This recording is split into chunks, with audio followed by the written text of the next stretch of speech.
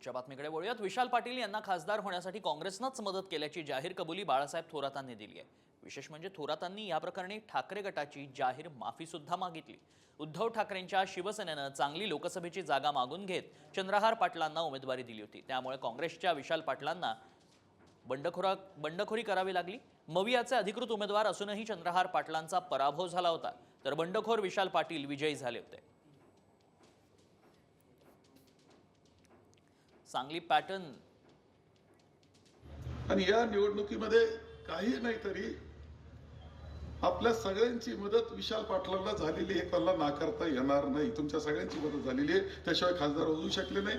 यात वसंतदादा पाटलांची पुण्याई सुद्धा उपयोगी आली असेल मुलाला। शिवसेनेवाले बसलेत, क्षमा करा आम्हाला, तुम्ही बसलेले तरी क्षमा करा आम्हाला। सगळ्यांच्या मदतीनं विशाल पाटील तिथे गेले, हे खरं नाकारता येणार नाही, कारण ते तुमच्या सगळ्यांचे आशीर्वाद होते। खासदार झाले, चांगली गोष्ट झाली।